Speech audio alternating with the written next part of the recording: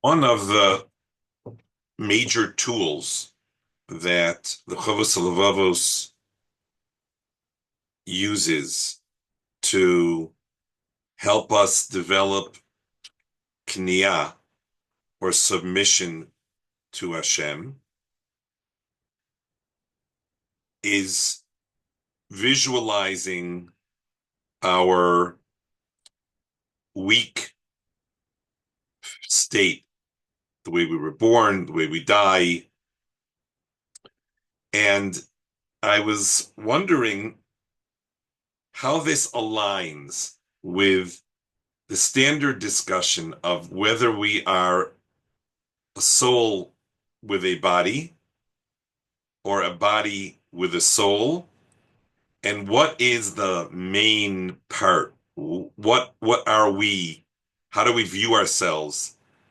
Um, if you look at the literature, it would seem as though the emphasis is that we're something of a combination. Of course, the Chazal give the mashal to someone who is um, lame and someone who's blind, and the one puts the other on his shoulders and is able to steal from the vineyard, and so they can be judged together. So there's a message that says that the soul and the body can be judged together. That was in response to a question of Antoninus of how is it possible for us to be judged given that the soul and the body part their ways. I think that many of us who are not farmers, who are not very earthy, would probably think of ourselves as an identity, a personality, a a soul, if you will, that has a body as one of its features. I am not my body, the same way that I'm not my car. I have a stewardship. I have a responsibility to take care of that which I was entrusted with. So I was given a body, and one of the things that I need to do is to take care of that body. But when we think of the I in our sentence, most people would probably lean in favor of thinking of themselves as their personality, as their ideas, as their yearnings, as their, I often say, a person can know himself by his sense of humor. You know what things you find funny, and you know what things that you find um, sad. So it then becomes a little bit surprising that there's so much emphasis that the Chovos HaLevavos places on uh, thinking of ourselves as a body. And he starts out with the message that we were born um, from virtual nothingness, blood. Um, he is being sustained on blood, and a very physical, almost a gas kind of description where he goes through the life cycle, including the decomposition in the grave. And how could a person have gaiva after he is this aware that he starts from mucus and ends up mucus, and he starts from dust and ends up as dust? How could he be a Bal Gaiva? I don't think that most people would assume that Gaiva is because I don't think that I'm a body. In other words, there's a math that the Chovos HaLevavos is asserting that we need to stop and think about. That is that thinking of myself as a soul doesn't necessarily help me with my humility. A soul can soar. A soul can be everywhere. A soul can have greatness, but a body can't. And even if in a brief point in a person's life, he's able to run a race or run around, he still has to confront the fact that he's mortal and that he starts from nothing and ends up with nothing.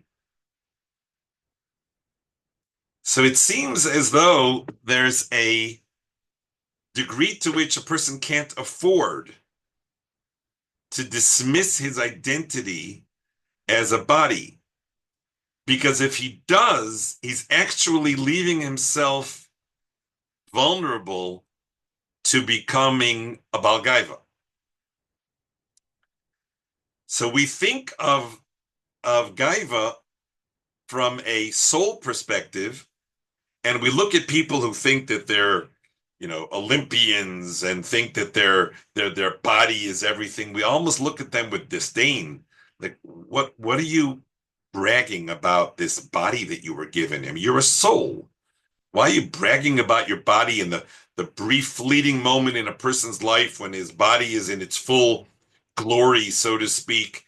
Then it disappears. And it would be hard to imagine a person identifying that closely with his body, but it seems as though that identification with the body is what allows the person to subdue his sense of being entitled, of being a big deal.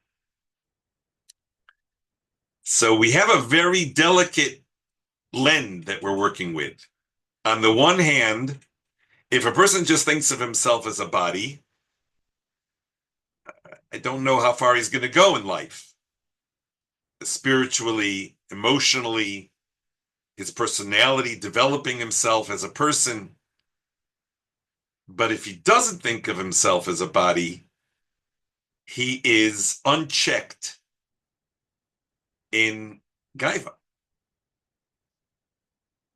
So, whereas we would typically say that Gaiva is because a person thinks that he's omnipotent, that he's all powerful as far as his body goes, which means I can do anything. I can do anything, and there's this tremendous sense of entitlement. But in fact, much of that entitlement has to be related to the fact that we have this relationship with our body. In the morning we say a bracha over our body. Brilliant. We have to turn to Hashem and we say Asher Yatzar and acknowledge how brilliant the body is. Magnificent. Brilliant. And then we turn to Hashem and we say Elokai Nishama Shenosata Bi Tehorahi. I want to say something nice about the neshama. You didn't only give me a body, you also gave me a neshama. Now, who's the speaker? Who's the speaker in that sentence? Elokai neshama shenosata bi tehorahi. I have these wonderful things to say about the neshama. I just spoke about the guf, and now I want to say some wonderful things about the neshama. Who's speaking? Who's the speaker? Who's the I in that sentence?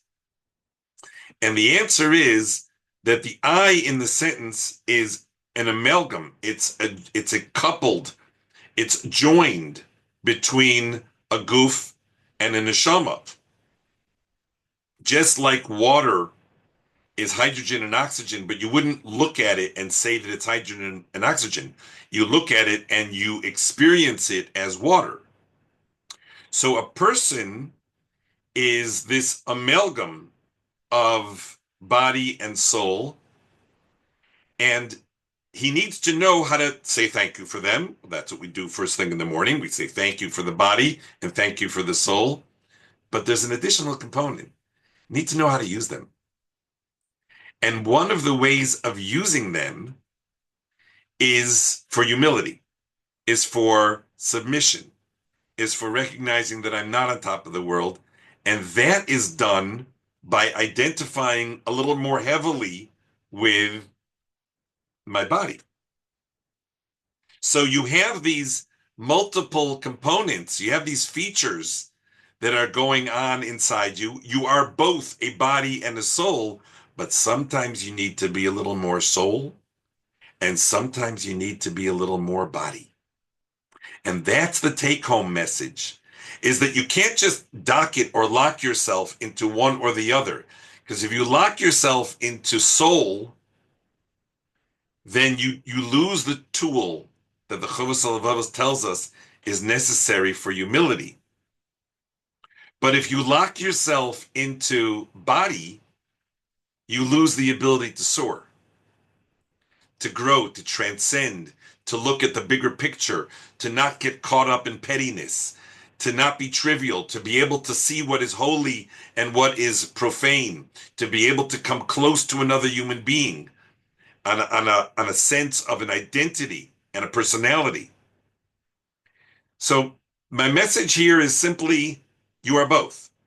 We are all both. We're a body and a soul, and you can't lock yourself into one or the other of them. There has to be a fluid sense of ma mat'im. What is needed right now? And if what is needed right now, for example, for the sake of humility, is that I identify myself as a body, then I should be able to see myself in the most earthy terms. I'm nothing but a piece of slime. See, well, that's offensive. I don't want to think of myself that way. Oh, but it'll humble you. So it's a good idea to be able to think those along those lines. And when it comes to connecting, to seeing the centrality of Torah and mitzvos, something that your body absolutely cannot do, something that you can only do via your soul, then you must do that and identify fully with that soul. So you can't answer the question, am I a body or am I a soul? The answer must be, I am an amalgam, I am a combination, but I have the ability to identify with one or the other, kefi hamatim, depending on what is appropriate at that moment. What do I need for my growth? What do I need for my development? What do I need for my relationship with Hashem and for my relationship with others? And the answer will be different. There will be a different answer depending on which question you're asking. So if you're asking the question of, how do I determine what's important? What are the priorities in life? Then of course you must see yourself as a soul, which will ultimately be able to be blessed with blessing for having made the right choices. When it comes to your humility, you have to identify yourself as a body with all of its frailty and with all of its banality and all of the goo that is being a physical being. So when looking at this question, we must always be thinking of ourselves as the amalgam, but because we are both, we are able to also be selective, and when necessary to think of ourselves as a body, and when necessary to think of ourselves as a soul.